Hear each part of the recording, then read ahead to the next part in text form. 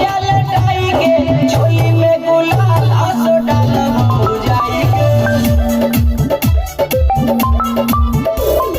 धूरा माटी झोंक दाना भुइया लटाई के धूरा माटी झोंक दाना भुइया लटाई के झोली में गुलाल असो डालब भौजाई के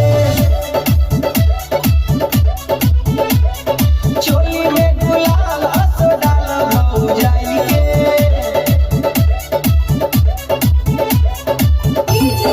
संदीप देख लो आप लोग कैसे है। मेरा न्यू